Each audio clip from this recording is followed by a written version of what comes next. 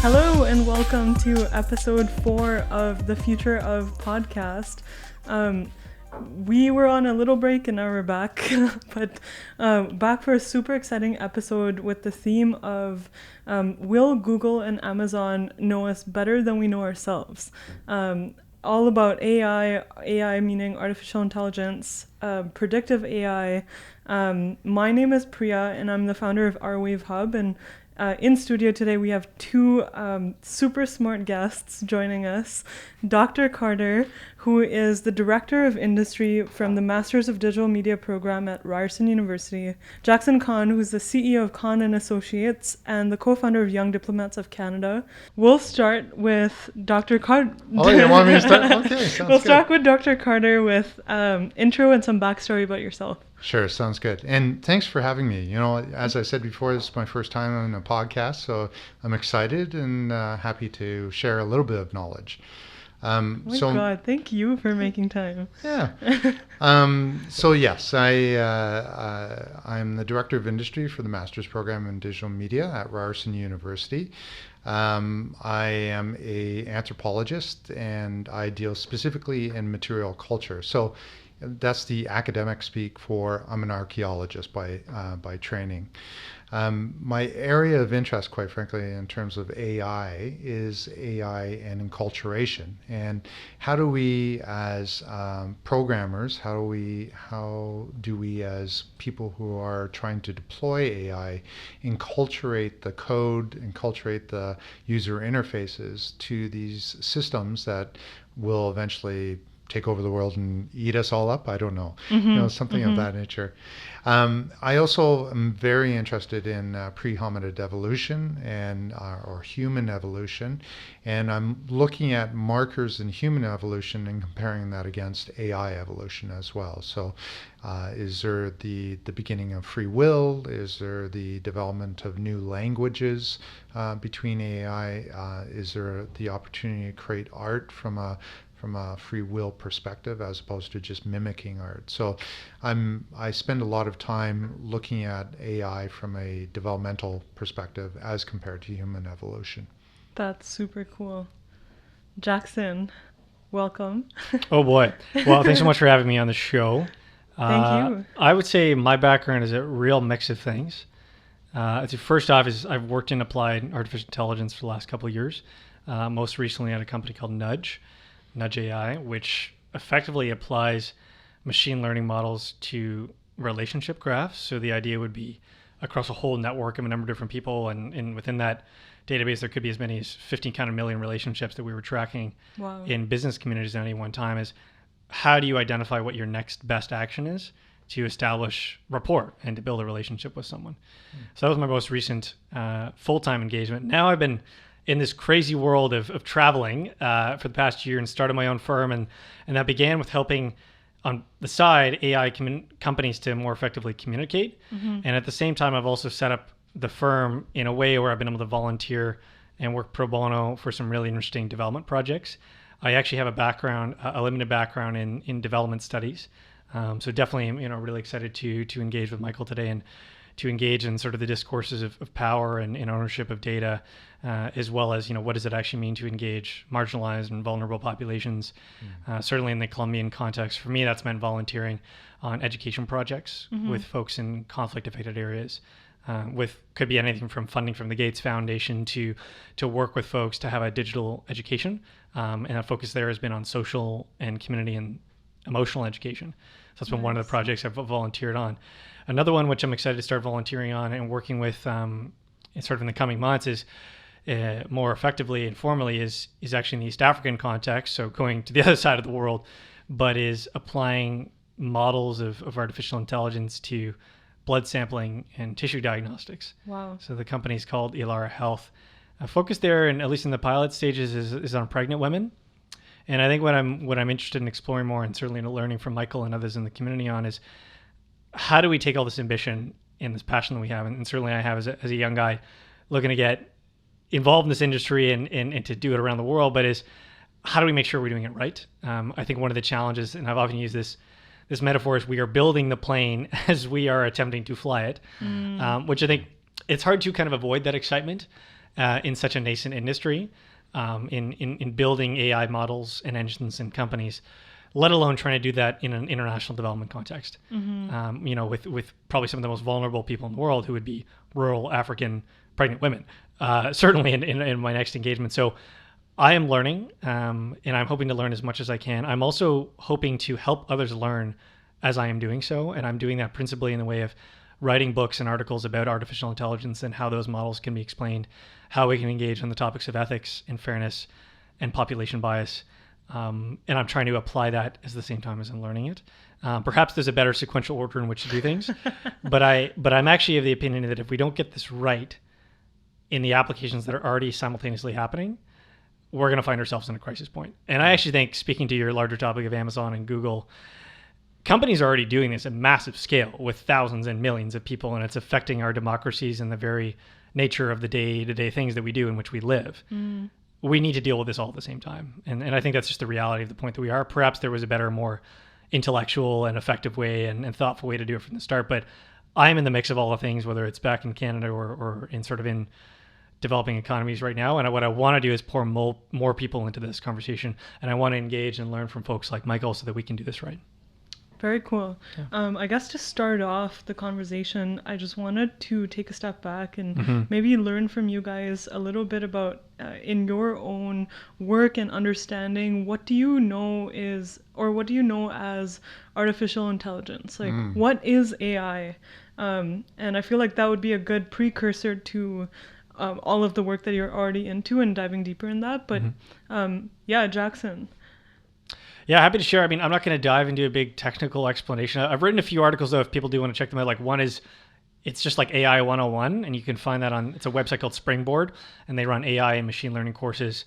There's also a larger book I wrote called basically it's a guide to get a career in machine learning. It's 30,000 pages of nice, fresh beginner content. 30,000 if you want to read into pages. that. Wow, that's a lot. And there's a bunch of content there on like basic AI models, and so you can look into that. But in a very like simplistic sentence, like AI, I think we're overdoing it right now in terms of, obviously I think this is going to be very significant, but like, what does it mean right now for you in this moment? Like, it is the ability of computers and machines to actually learn from new sets of data and behaviors to produce really, really interesting new applications. What does that mean for you in practice? It means, well, you're going to have a lot more personalized services and products. So for example, that could be like the recommendations that you're seeing in shopping engines, could be Google search results. It could be different pieces that you're seeing from business tools that you're using. It could be like just a lot more intelligent tools, right? Things that are learning from the behaviors of massive amounts of data of people that they're engaging with. That's AI in a second. It's machines that can learn.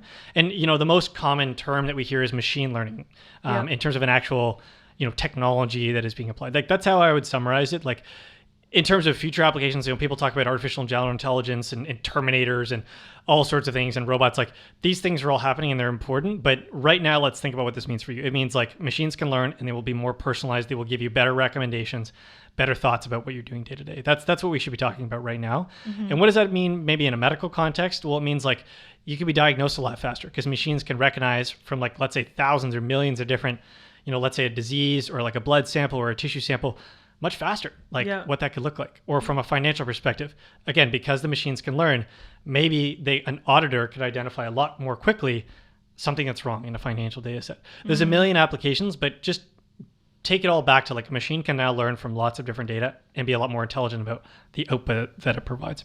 Very cool. Dr. Carter, do you have anything to add to that? Well, that was quite substantive, actually. It's hard to jump in there. Jump on in, Michael. Yeah. Tell me I'm wrong. Thanks, I appreciate it.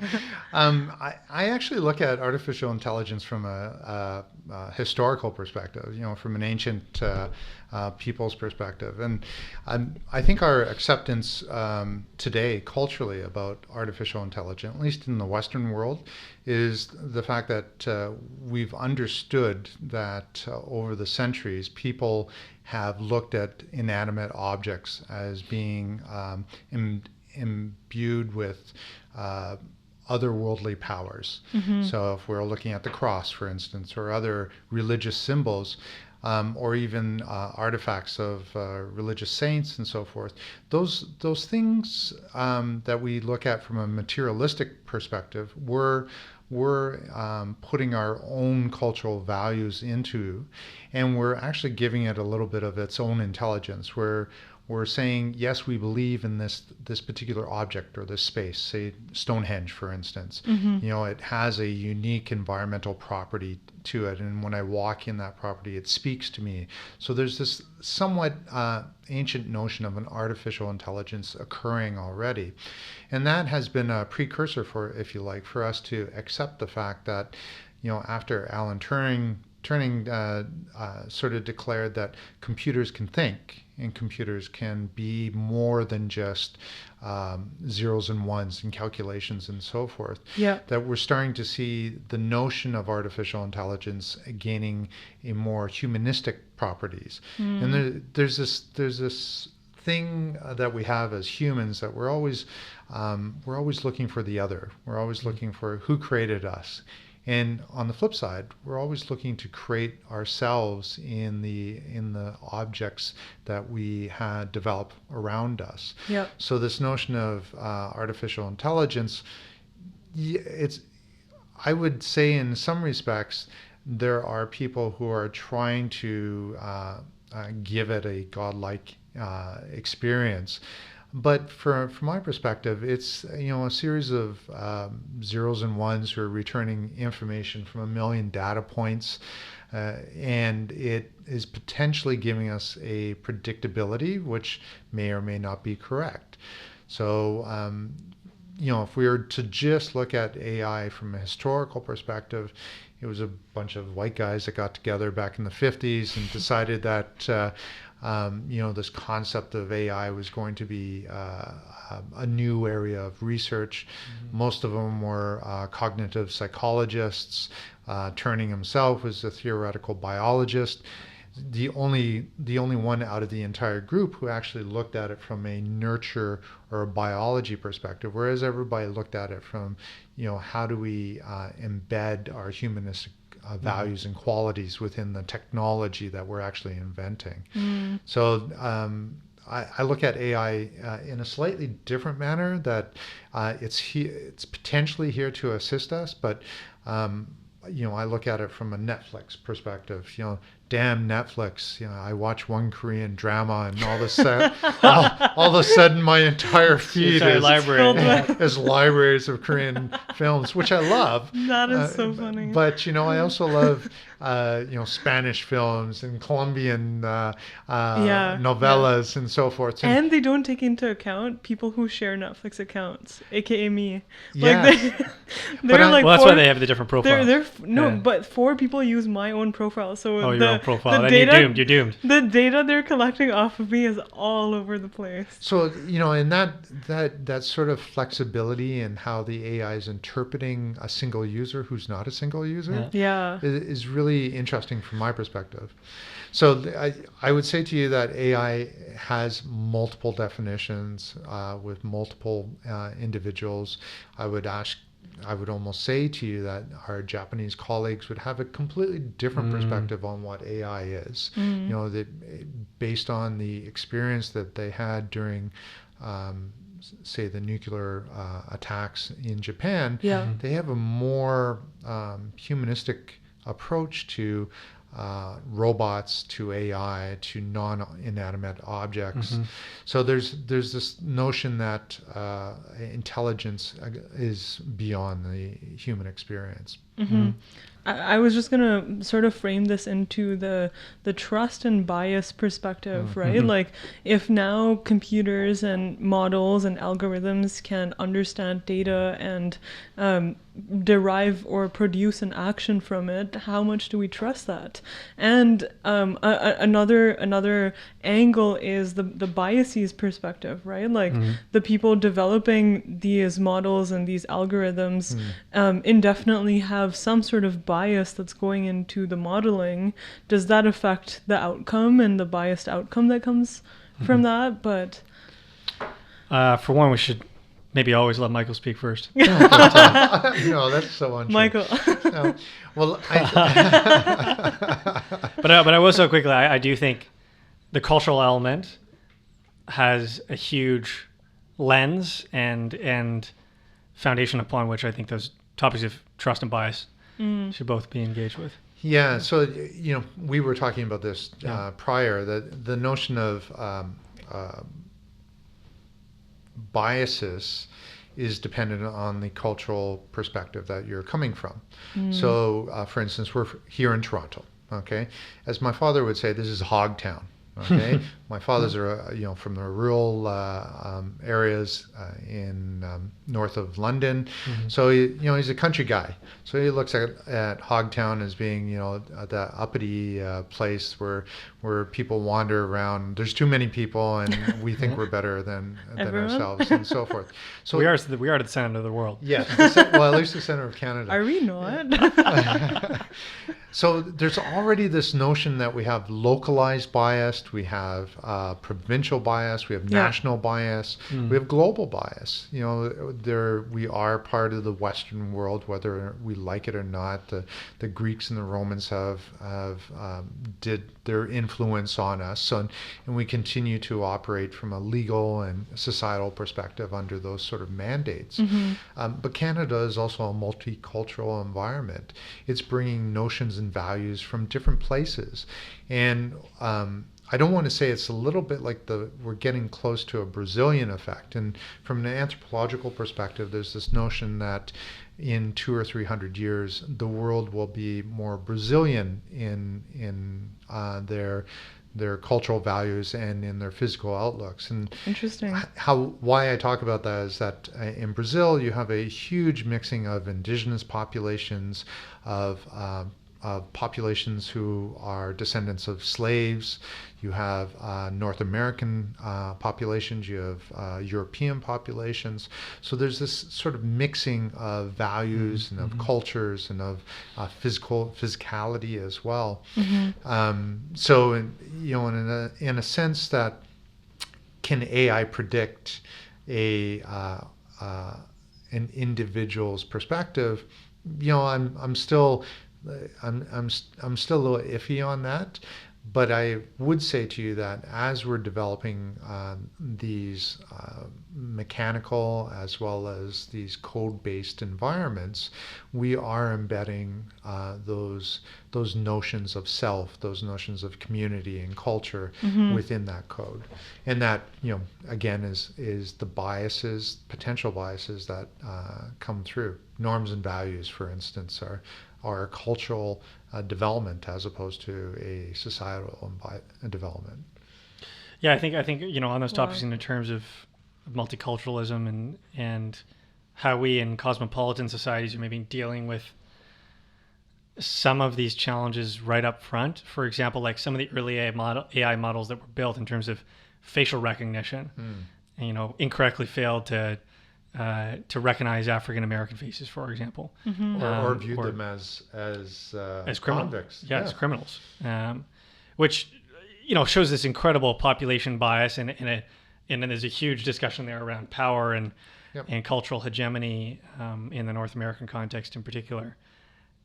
And so we already have the facts and the evidence in terms of like, if we have biased models, and we do in many contexts already, like there are severe consequences, and increasingly the conversation around, well, then who is ultimately held accountable for those consequences? I mean, that seems to be one of the main schisms and real issues that we have right now, is like, well, we've denoted and given enormous power and almost relegated our own free will in some senses to these technology companies, whether it's to Facebook in terms of the friends that I engage with, to Google, the facts that I find and the searches and the research I'm able to do, to Instagram and the pictures I see and the people I follow, or to Amazon and the products I buy, and to Netflix, the shows that I watch, and maybe all Korean dramas. They're very good. Not in my case, but just terrible B movies and horror movies. But I am constantly in awe that we've almost already found ourselves on the other side of the red line, which is we've already given over our free will in terms of us like embracing, like, it's like, whoa, should we embrace biased AI engines? It's like, well, we already have. So it's like, well, how do we do remediation as quickly as possible on what's already, I think, the foundation that exists and has been developed and purveyed by these leading North American technology companies. The other side being that, the Chinese technology companies in terms of Baidu and Alibaba and Tencent. I mean, these companies are already in the top ranks of top technology companies in the world. China's already invested, I believe, it's $100 billion in basic research and is putting out far more patents than the majority of our. I think it's, if we combine our public and private sectors in North America, I think we're ahead. If not, if we exclude government research or we exclude private sector research, they are outpacing us. The quality of that research, albeit is perhaps questionable, but at the same time, we know that China is employing facial recognition software to effectively commit ethnic cleansing on the scale of millions of people. Yes. We know that they have completely different values and morals and ethics about the use of that, and so all that is to say that the cultural element, whether that's, are we engaging with powerful other cultures, or are we engaging with vulnerable cultures, maybe from our own Western perspective, like there's huge consequences in either end of that, and in terms of how that relates and translates into the trust of those AI models, and then the bias of the ones that we produce. I mean, we are already there, and we are already in the midst of that conflict. Mm-hmm. Yeah, I agree with that. I've been following the development of facial recognition systems in China, and how the Chinese corporations are trying to deploy those in North America. Mm-hmm. And they have the same issue that the initial North American data sets were having as well, because obviously in China, the Han Chinese are the dominant cultural group within that sphere of influence. But what about the Taiwanese, the Toisans, the Hong Kongs, the Szechuans? And the Uyghurs. Yes. Let's not forget. Or the Tibetans. There's a completely different perspective, and you have a group of programmers, and they have to make a decision between off or on. Mm-hmm. So is a Tibetan face positive, or is it a negative? And if it's a negative, are they going to be filtered into a system that says Tibetans are more likely to commit crimes than Han Chinese are? Wow. So, and then if we deploy that in North America, so their data sets are being fed into almost a unicultural environment, whereas in North America we have a vast amount of different cultures and groups and so forth. So their deployment within facial recognition systems at, say, American airports or American schools is problematic. And just as you said before, we've kind of gone past that red line. We've accepted the fact that every time we accept the terms and conditions, our data is disappearing out of our control and into somebody else's control. Mm-hmm. So I think there's how do we draw that back? And I'm going to use another Netflix reference here. I'm ready for it. Ted Kaczynski and the Unabomber. That whole sort of sequence. About the red light. So just to explain it to the non-Netflix Unabomber viewers, nerds out there. There's probably at least a few. Yeah. Yeah. Kaczynski talks about. Well, first off, Kaczynski was a hermit that lived out in the country in the forest, because he, a very smart mathematician, highly skilled, decided that technology was taking over the world and wanted to get away from it as much as possible. Mm-hmm. He's a university professor too, right? He was. I believe he was a Harvard University professor, and one of the youngest professors actually who gained full professorships. There's still time, Michael. Yeah. Not for Michael. So kind, thank you. Hello. But Kaczynski talks about the notion of you're driving in your car late at night, you come across a stoplight. It's a red stoplight, and the other way is green, but there's no cars whatsoever in any direction. What technology has done is made society into subservient agents to the technology. So naturally, we would what? When we come to a red stoplight in the middle of the night?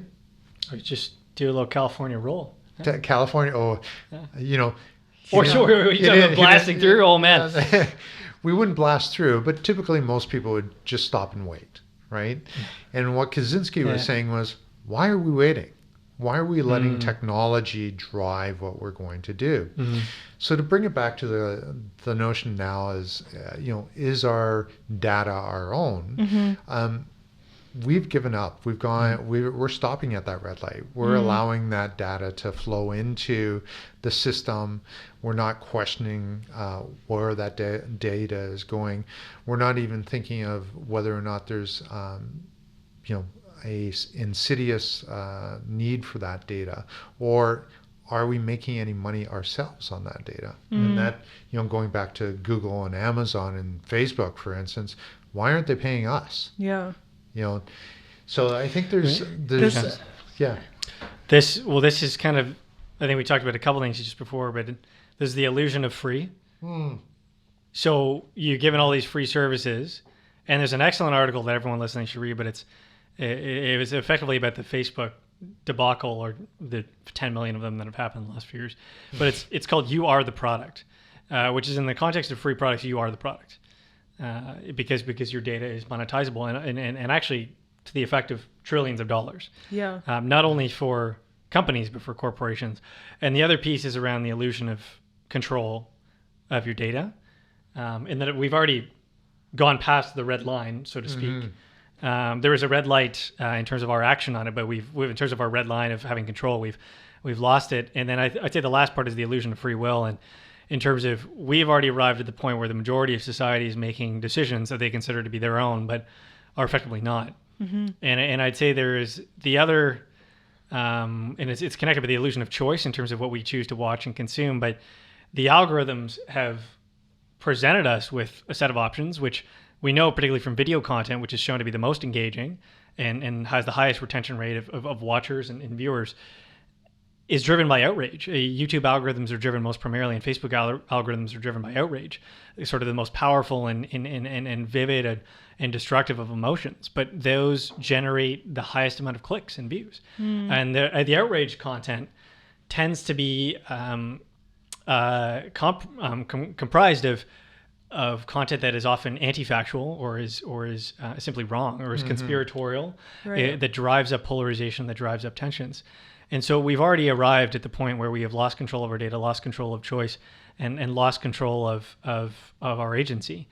And what are the results of that? I mean, perhaps even more than, in some senses, the Chinese context. I mean, certainly in the Chinese context, and I don't want to diminish this, rampant control, rampant ethnic cleansing, and dramatic shutdown of civil liberties. But in the North American context, in terms of how far you have to fall, it's potential destruction of democratic norms and institutions, which so far for the last 200 years have been rather persistent. But it's, handing over control of your democracy to Facebook, handing control over urban planning to Google, handing control over information to a variety of these different companies. And so what I find both morbidly fascinating and terrifying is that we've already gone past those points and subsumed to the illusions. And so I think what really lies before us is the opportunity, like, can we recapture this nascent and incredible technology kind of really before it's too late, because there's already a lot that is falling around us. That's my perspective, and hopefully that's not too gloomy as a point to continue going the conversation. But I think the risks are real and present and happening, and consequences are happening. There's a couple of things I want to pick up on that as well. Is that well, first off, I always tell my students when they come into the Masters in Digital Media program that the first person to actually invent a app or a tool set to completely erase you from the internet or from digital existence is going to be the app or tool set that makes whomever multi-billions of dollars. Because there's this notion of, and obviously the Europeans are really keen on this now, about being able to extract yourself from the digital environment, or the will or the right to be ignored or to disappear from a digital perspective. But I think about the practicality of that. There are servers upon servers upon servers who are backing up data all over the place, because those of us who always want access to data want to make sure that we have our files in the cloud. So to interject very quickly, from what I know, and again, I'm not a highly technical person, but I know that it's effectively impossible because the number of, certainly maybe you could chase after a few high profile technology companies, you get your data off Facebook, off Google, but chasing down advertising networks and the internet cookies that are given every time you effectively use a website or an app or a service, and how that's distributed between advertising networks and all of their affiliates and partners. I mean, you'd be chasing down rabbit holes for the rest of your life. Yeah. And the second part of that would be, I think this is a first world problem. Because I know, my colleagues in Nepal, I deal a lot with the Gurkhas on the Annapurna side of Nepal. They don't care. They're looking at what's the weather going to be like today. Can I get the soccer match on the TV? Move the rabbit ears a little bit in order to get that. But at the end of the day, their data is protected. Why? Because they haven't engaged with the system yet. So I don't know what the percentage of population in the world is in terms of who's actually connected to data and who isn't.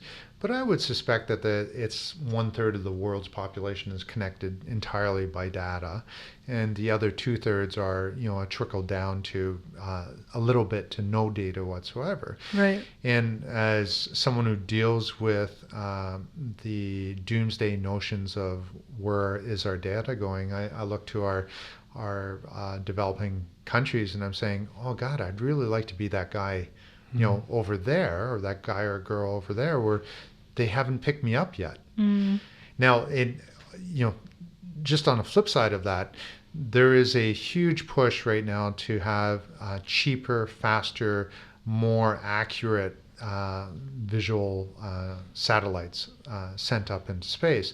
Satellites that would allow companies to track individuals on a regular basis. So from a facial recognition perspective, we're moving from an military industrial complex to more of a consumer / corporate profit complex. Whereas maybe they're going to track us that I'm going to KFC more times than I'm going to McDonald's, and maybe those cookies are going to start shooting me more McDonald's coupons, or the fact I used to be a huge Tim Hortons fan. Maybe I'm now going over to Starbucks a little bit more. So this is where we're starting to where I'm less worried about the military application or the governmental application of artificial intelligence and these technologies that AI is sort of encompassing, to where the corporations are going to start tracking us completely. And that worries me a lot. Right. I'm going to contest very briefly what sort of Michael you had to say about the first world problem. I think you're right in the sense of we've been able to share our voices and have the power to do that and have the civil society to engage. Yep. But I do think it is ultimately certainly a global problem and right now in terms of facial recognition technology, and particularly the Chinese, and I worry about their partnerships in Africa, but being able to export that technology immediately, or for example, I know concerns have been raised about Huawei and their ability to actually set up the infrastructure for 5G wireless, including in a number of different Western countries, and I believe have sometimes exclusive contracts in the African and developing nation context. That capacity is already being installed or has been installed, and typically comes with facial recognition infrastructure as well. The second piece being, we have a vibrant middle class and are able to raise the alarm about these issues, and Europe probably most poignantly in terms of the right to be forgotten legislation that's passed. But what I worry about is those who are voiceless and those who, the 4 billion folks who remain to be connected, the manner in which they are connected and the dependencies in which that may require from a corporate partnerships perspective. Let me be more specific. You mentioned the satellites going up. There's a lot of talk about, satellites going up, which will power anything from Elon Musk's SpaceX projects to Facebook's internet.org, which come with conditions. Yes. Which come with, here is the form in which you will access the internet, whether that's through effectively a Facebook shell, or perhaps with other conditions attached that may affect your data and your control of it, that may affect which websites you use, that may, again, give you the illusion of free will and choice and control. Right. And so when I look at some of these advancements, do I see us perpetuating the early foundations of a system that's already broken? I mean, the answer is yes. Interesting. I just had 2 points just listening to you guys. One is on the topic of, have you heard of deep fakes? Yes. Deep fakes, fake news. How do you think artificial intelligence will perpetuate that, right? Because in a system where what's real and what isn't clear anymore, like how does that affect culture, behavior, values, norms? Well, again, artificial intelligence is the code base that corporations or individuals are creating in order to collect and parse data. Mm-hmm. And is the AI going to, or is there an opportunity for someone to code the ability for us to make deep fake images or videos or writings and so forth? I think that's already happening, and that that red line has already occurred. Mm-hmm. How do we manage that? That's a good question, actually. Like deep fakes are videos that are entirely fake, that like AI produced videos that never happened, right?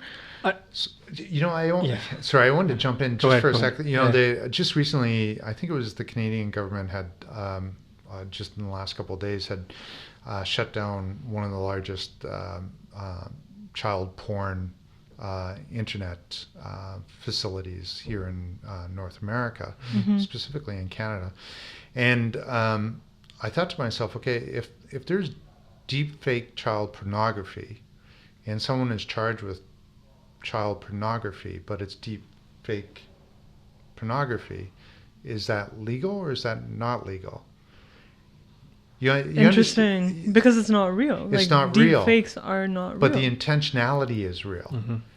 And that, interesting. That's something that we still haven't had a conversation about. So the intentionality of say, right-wing organizations developing deepfake imageries in order to recruit new people. In Germany, for instance, you can't use anything that's related to Nazi Germany. However, is that, if it's a fake version of Nazi Germany, is that legal or is that not legal? So I don't think we've gotten to the point yet where we've been able to challenge some of these things in order to go after them. We recognize that they're there, and we're trying to educate people not to get sucked in. Yeah. Because as an archaeologist, I've got lots of people who believe archaeologists find dinosaurs. That's paleontologists, by the way, and that that Raiders of the Lost Ark, it was real. So there's still people out there who believe in the things that are narrative driven, but in all respects aren't real. Right. Sorry, no, just another thought that I had was on, like, data surpassed oil in its value last year. That's right? scary. And so now in the entire world, data is the most valuable asset on Earth. Do you think water would be the most valuable asset? Sorry, as you were wait until the Americans come for it. Yeah. Manifest Destiny time. But what I was going to say was, if data is the most valuable asset on Earth and it's not mandated or used as private property, right? Like private property in the sense of, like, if you owned a car, you could trade it, right? Like if you wanted to, you could sell it, you could buy it, right? Well, people they're still buying and selling our data all the time. Yeah, and I just wanted to bring it back to companies like Google and Amazon, right? Like we use them almost every single day, right? So they have data sets of our behavior. What potential behavior. Potential behavior. So I have it's a two-parted question. One is who, like, we've said many times now, we've crossed that red line of, like, we've signed our data away, right? What is the way back from that? Or, like, what is the next step for us to sort of remediate this, right? Like, how do we make this better? And the second thing is, if Google and Amazon has all of this data on our spending patterns, search patterns, like, can they predict who we are before we know who we are? So I'm going to comment on three of those questions real quick because I didn't get a chance to speak on the deepfakes piece. On the deepfakes piece, I think the main issue we have seen is that companies know that disinformation exists on their platform, but to a large extent, perhaps are not choosing to take action on it. And in particular, I'd highlight Facebook. I do feel like YouTube has done a lot of work recently to advance effectively their algorithm to identify fake and false information and to remove videos from their platform. To be fair to those teams, and I know the people working very hard on it, it's a momentous task in terms of the amount, yes, very the much petabytes of information that we're talking about, the literally trillions of images and the amounts of data. So I support those efforts and the hardworking people behind them. But from an accountability perspective, I don't think we're nearly there yet. I think that there needs to be legislative, regulatory, and government-led and people-led activity to restrict those activities, to ethically and morally take a stance as society that they are wrong, that as the majority will, we can't support this type of information staying on those platforms, that extraordinary amounts of information and resources need to be dedicated to preventing that from happening, lest we let systems fail. On your other question in terms of, I believe it was, how do we remediate the current state of data ownership with those large companies? I have to be honest, I don't know what a perfect solution looks like by any means. I can cast some ideas in terms of what that could look like, and some of them are very nascent in discussions right now. So for example, let's take the recent project, which is actually very local to us in Toronto, which is Sidewalk Labs, which is an offshoot of Google. So they're having discussions, and it's particularly important because it doesn't just have to do with the virtual space, but very much the physicality of our own of our own city. We're talking about acres and acres of land that's undeveloped, that could be effectively under the ownership and the main development of a private entity, right? And I'm not going to speak to the my favorability of the project, but simply that there are large concerns and questions about this, and very rightfully so. And I think everyone in the city, from the mayor down and the average citizen to Google, should be very aware of them. But the number one is probably data. It is day-to-day. If I'm walking down the street, is that going to be a private activity in terms of private to me, or is it going to be privately owned by someone who is not me? And am I, by the very action I take, giving up that privacy? And will that help me? And is that a willing choice that citizens are going to sign on for? Is every resident of that area of the city going to sign on for that? Is that technology going to be replicated across the city, and suddenly those private actions are not being willing to take? And that remains to be seen. What is interesting is to see the conversation around the application, the applied instance of data control. So there's a proposal on the table, which is, I believe it's called the Civic Data Trust, which would be that any data collected will effectively be held in a cooperatively owned subsidiary of that initiative, which would be, citizens would have access. It would be open. The city would be able to use the data, and Google, in an anonymized form that doesn't personalize you, that doesn't go after, what they call PII, or personally identifiable information, that would not be held by them exclusively, which I find really interesting, right? Like, does that? But I think still sort of civil society, and I know a number of well-meaning and influential people in Toronto have raised the issue of, well, is that enough? Does that really meet our bar? Or do we have the opportunity here of Canada, of Toronto being probably the most cosmopolitan and multicultural city per capita, as a very well-governed city, as kind of an area of attention of this technology? Do we have the opportunity to go even further? Does just kind of having this cooperatively owned subsidiary, is that enough? Or is there a new standard that we can set? Is there an entirely citizen-owned way to make this happen? But because particularly things in cities, assets in cities, are citizen-owned. This would, even cooperatively owned, is still giving something in a sense away. But it's, well, what is the level of the exchange of data and value that we're willing to engage with? I think that's probably the most interesting question. And on your third question, perhaps you can repeat it very briefly for me, but I thought it was around, what does the future look like in terms of how Amazon and Google collect data? It touches a little bit on the predictive predictability. Predictive AI piece, right? Like if Google and Amazon have all of these data sets of each of their users and consumers, and they effectively know who we are more deeply than we know who we are, in a sense, like quantitatively. Can they predict our next move or next steps or who we are tomorrow before we can even know that? I'm going to answer this quickly and then Michael take over, but very, very possibly they already are doing so. Yeah. Whether that's your Netflix Korean drama debacle, who knows how successfully, but in a large amount of cases, like they are able to produce content and they have grown fantastically quickly because of their ability to predict. Based on what we know about AI and how it works, that will only get better and better. So the challenge is, how much do we want to allow that? Should these companies be able to monopolize that data?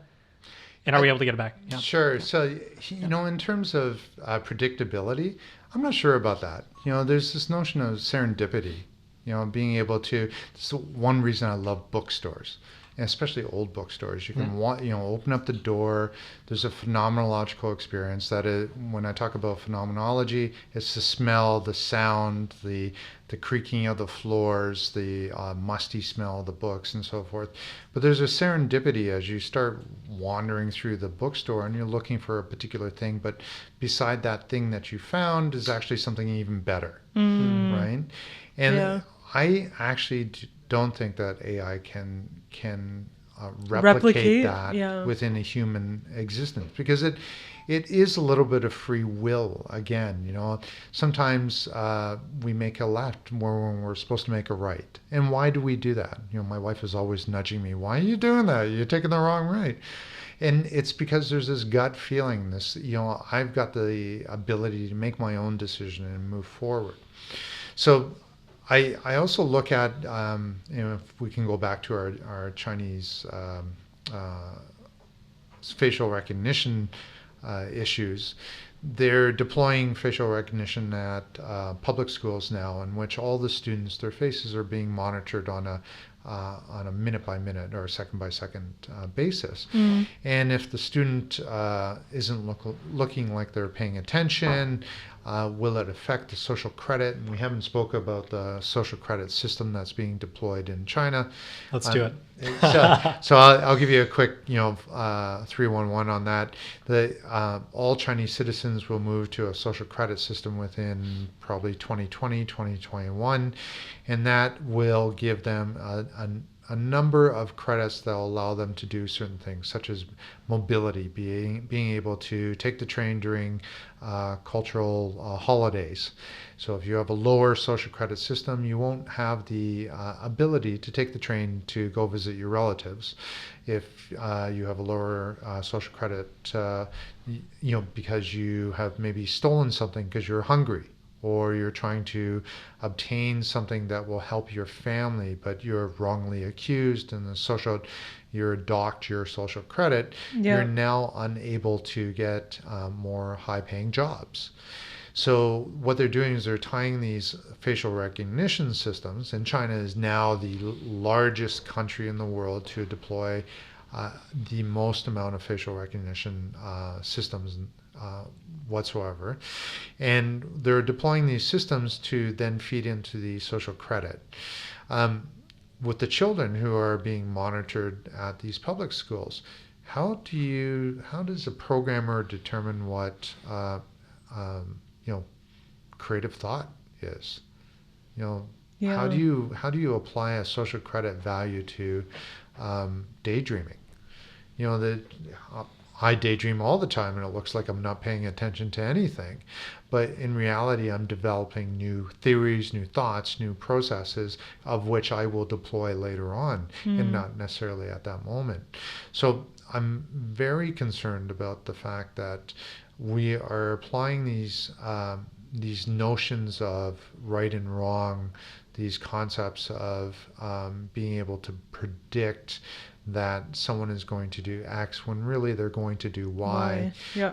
Or the fact, for instance, Spotify can't tell that in my music usage, I grew up in the 80s and I'm listening to the Smiths and The Cure and Echo and the Bunnymen, but I'm also a Bad Brains fan and would love to have, African American hardcore rock going on at the same time as listening to movie soundtracks.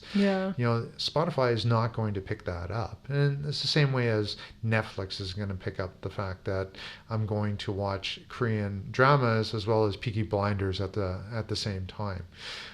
So I think as the technology develops, there's this notion that we are going to be it's going to be better than human, and that's because we have this concept that as humans we're better than God. And I'm not being religious or anything of that nature. I'm just saying that we always have this notion that we are the creators now, and we're creating new versions of humans, and that is AI and robotics and artificial facial recognition systems and so forth. And that causes us a little bit of concern.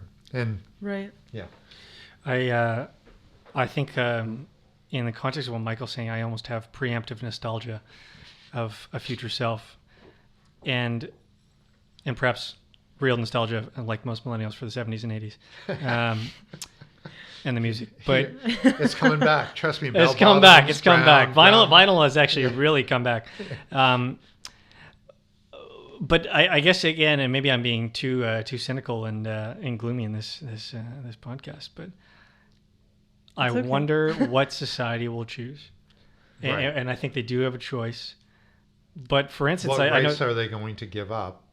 What are they willing? Are they willing to give up curiosity and serendipity for safety, security? Yes. Economic prosperity, and perhaps a number of other benefits. And does that, power of dopamine that you get from being able to drift off and take that left turn, or that curiosity of discovering a new book in the bookstore, are they willing to give that up?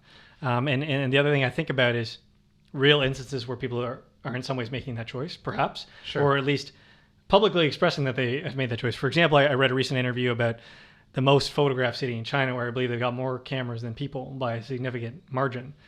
And I can't remember the precise name, and I believe they're installing more cameras. But in that specific city, they're photographed more than any people in the world. And they interviewed a number of folks, and they said, well, the city's safe, and then we're there, and that scares me. And I don't know what people will choose. And I know there's only a certain amount of cities right now. And I know San Francisco notably did recently, but banned facial recognition software. But doesn't mean police arms aren't using it. Doesn't mean a number of private companies aren't using it. And right now we have not chosen not to have a society like that.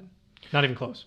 Well, I think, just to pick up on that, and I've been very impressed with California. They've moved very quickly to ban facial recognition and any form of biometric monitoring. Now, whether that extends to corporations and to police departments is a different concept, but at least they're starting to say, listen, this is a problem, and we as a state have the ability right now, because we've been elected into our positions, to make a change.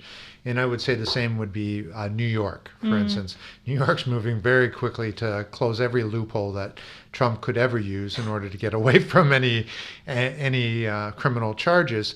And that's because we, the people, have made a decision to elect individuals who are going to represent our best interest.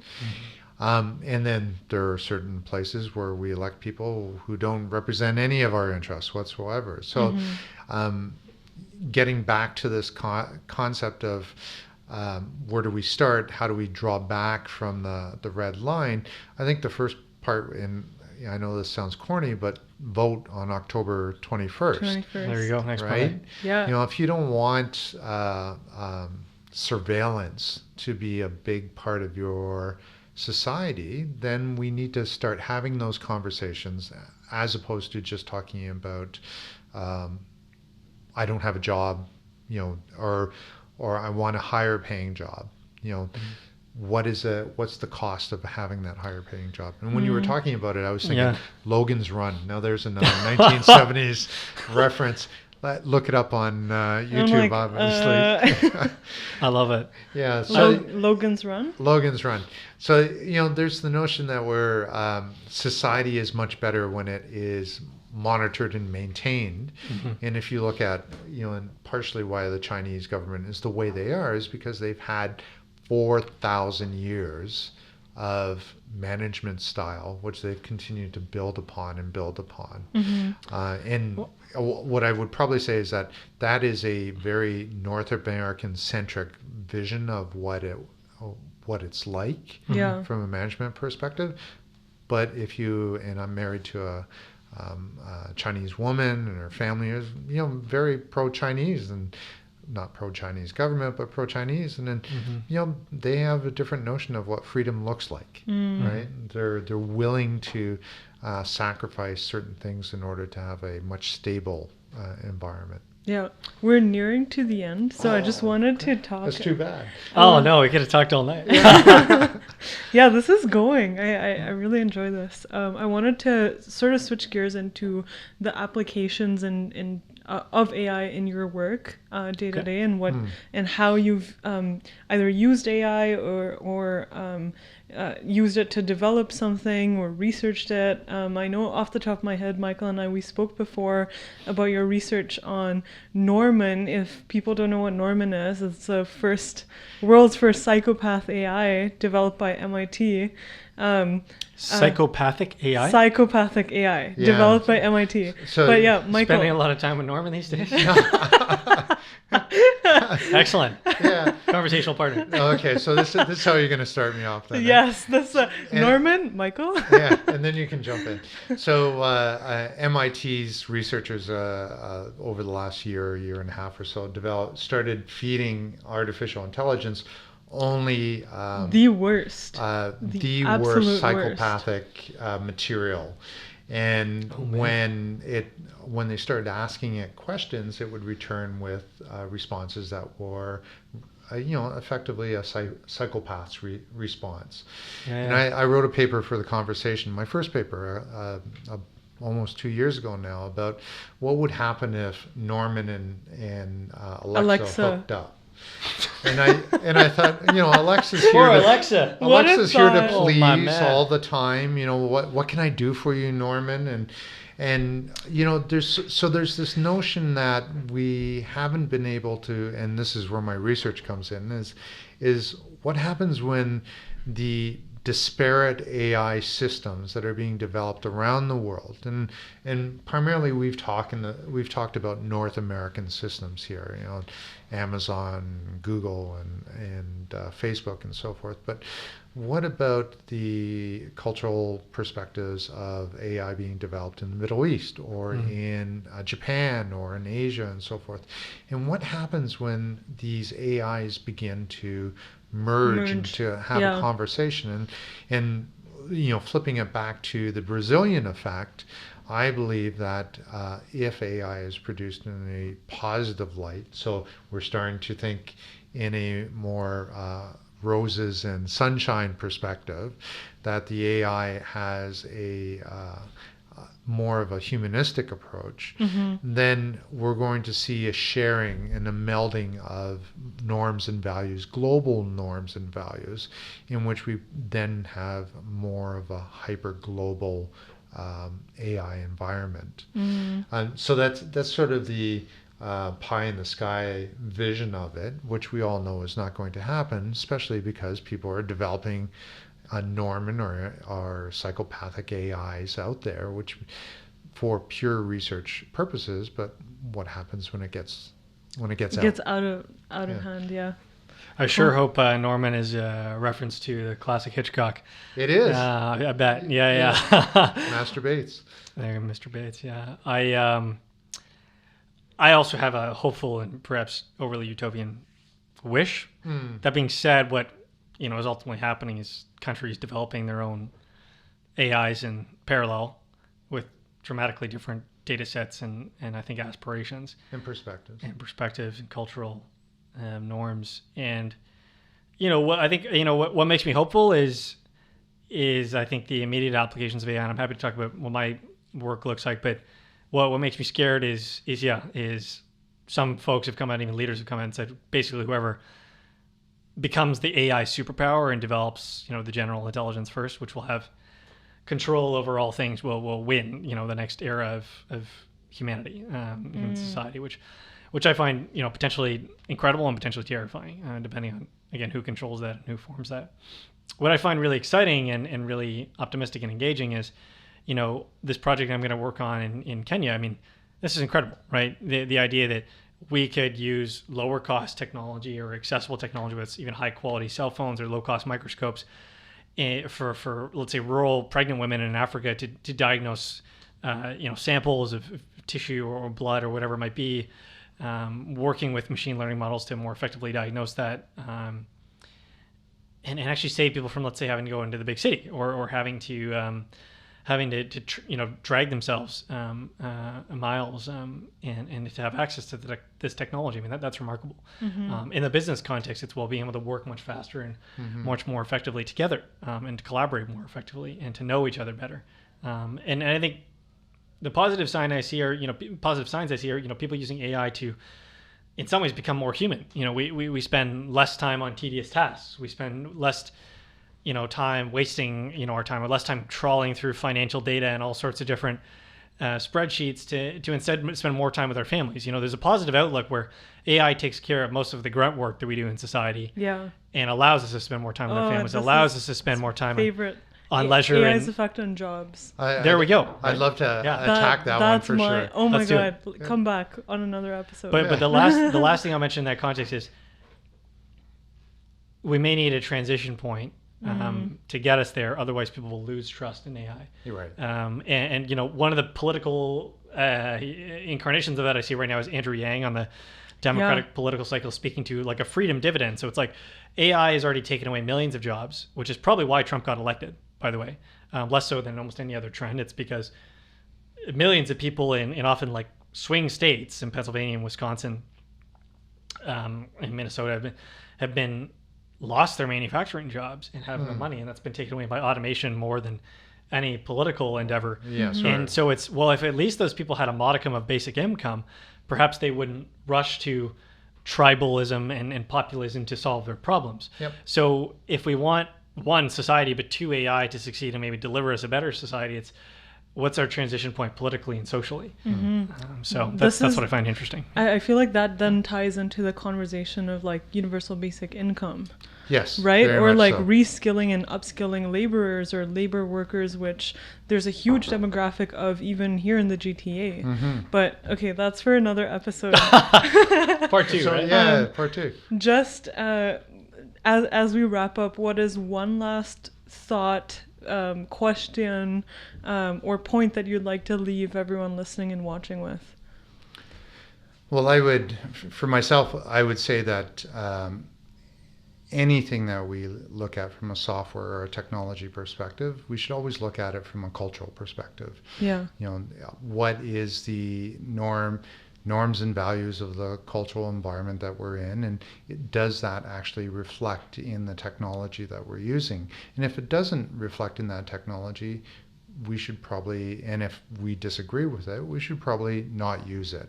And I think that's the one thing that we have still available to us from a free will perspective.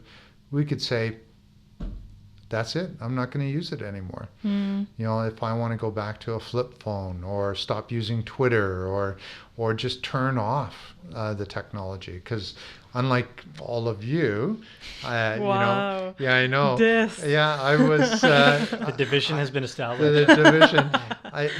I started work in an era in which you worked 9 to 5, right? And after you were finished your shift, you went home. And the only phone call you potentially would get would be on the rotary phone, and they would be saying, "Michael, did you actually lock the door?" Right? Now, okay, technology would have saved me if I had something, that said, yes, door is locked. But on the flip side, I'm always having to look at that technology to see if I've missed something. And that's the problem that we have in today's society and I challenge everybody, take a look on the street. How many people are looking down at their phones as opposed to looking forward or looking at each other or looking at the blue sky? Yeah. It's so interesting how, just before, we go to Jackson, how in a world that's more connected than ever, we've also become more disconnected than ever. Great article, I think it was the New Yorker, perhaps actually it was the Atlantic. It's called "Why We Don't See Our Friends Anymore." just came out a couple of days ago, and it's fascinating. I mean, it effectively ties into the generational context in terms of what Michael is saying, and the technological context. It's we no longer, at least in Western society and what we used to be the norms, we don't have a standard work day or work week anymore. No. We have a gig-based economy. And even, this was the most interesting statistic or part of it, but is that people in higher income jobs and sort of in the upper class of society right now are actually working more than they ever have. Yes. And whether that's by choice or just by norm that's shifted, I mean, it is we've kind of upped the requirements for highly specialized work, and there's less people to do them, and the stratas have grown. Yeah. And at the lower ends of society, automation has just happened at such an unprecedented scale that the scales have shifted, and those people are forced to take on multiple jobs and have no semblance of leisure time or even self-care time at all. No. And the level of loneliness we feel, the level of lack of confidence and trust and hope in society. The other thing I always look at is the Edelman Trust Barometer, which comes out every year and actually measures the trust that people have in governments and society and businesses and institutions and journalism. It's just gone down. As a trend line, if you can just draw like from when automation and when all this started really come through from the last number of years, and people feel so disconnected from themselves and from each other, and from the institutions that I think that they used to trust, and there's such a connectivity between all of these issues, but there's a lack of connectivity between the people who are kind of making them up, and that scares me in my generation, and it scares me in the context of I think the requirement that we have for unity to actually act on these issues, most principally actually climate change in terms of the amount of unity and multilateralism that requires. But at the same time, it's, again, it's back to that metaphor of we are building the airplane as we are flying it. If we don't almost solve all these issues at the same time, and they are monumental, we are not going to be able to succeed on perhaps any one of them, or at least the ones that matter the most. And the other issue I was going to talk to the question before, but it's like, if we want to solve the AI fairness and bias issue, we at the same time have to solve the poverty issue. Because people are losing trust in AI and society and institutions that make it up because they are poor and because capitalism, or at least the society we have right now, is not working for them. And they're going to elect populist leaders who are not going to impose the regulatory limits we require. There's going to be more capitalistic and corporate and regulatory takeover. I mean, all these issues are connected. I don't want to go back diving into them, but it is scary. At the same time, what I see from an applications and an opportunity perspective is, if we are able to solve these challenges at the same time, and I've lost the question, of course, but we will have a chance. It's okay. We will have a chance. And what I'm excited about is I think there's a lot of hope, especially among young people, and to figure this out. And I think what we need from older generations to support us is trust. That is freely and spontaneously and given a free will, because that's kind of the last bastion of it right now. And I think if we're able to carve out a future where we have an AI that is just and fair, and responsible AI, I think that we have to work together on it. I think Canada in particular, I'm going to give us a plug, because of our multiculturalism, because of our good governance, we are probably the best country in the world that has a chance to inject this responsibility and fairness of AI into the global dialogue. We may not come up with the most patents. We may not come up with the most Shopifys and new companies. I hope we do. But in lieu of that, it's how do we influence and use our middle power influence to galvanize the United States and hopefully rescue it from its worst temptations and populism? How do we help our European partners? And how do we continue to play the outsized role that we have played in foreign affairs and in diplomacy and around the world? Some of the projects I work in are in Colombia and in Kenya and in, I think, countries that are in between, like being a developing economy and actually being able to take flight and have prosperity. How do we help them? How do we bring the best practices that we have and come with far more humility and far more understanding and willingness to share in the prosperity of our joint ventures to succeed? I think that's where our real chance lies. And the last thing I'll say is, we are in a pivotal moment, and I think if we take the chance to educate ourselves and then finally go to the world, we've got a shot. The last sort of plug I would offer is there's a very specific piece you can read. It's published by a Toronto-based AI company called Integrate AI, and it's their responsible AI white paper. It's 40 pages of goodness about how you can work, whether you're from a government perspective or a corporate perspective, a nonprofit and academic perspective, on responsible AI. It lays out guidelines to responsible AI development. The other piece you can look at is the Toronto AI Declaration, which of course happened and just last year through the Access Now conference. I mean, we are at the center of this discussion, whether we like it or not, and I hope that continues, and we have a choice as to whether that happens. Yeah. Thanks. Cool. Well, that's it. That brings us to the end of episode 4. Thank you so much for You're welcome. the conversation. It's been great. I hope Thanks for you letting me enjoyed ramble. it. Yeah. No, of course. So to everyone listening and watching, please like, share, subscribe, comment, do all the things. Where can people find you on social medias? LinkedIn, Facebook? I hate to say it, I've never had a Facebook post. Nice. The only Very aligned with what we talked about Yeah, today. exactly. Just get off the platform. That's right. So I do LinkedIn, and which you can find me at mcarter SKW, and Twitter at mcarterskw. Cool. Cool. I am on LinkedIn and Twitter as well, at Jackson, which is my first name, which is JAXSON. Cool. And Excellent. That's easy. yeah. It's nice and easy. Follow at Our Wave Hub, our OURWAVE Hub, for updates on things. And thank you again. Thanks for Thank having me. you, Michael, very much. Yeah, thank you.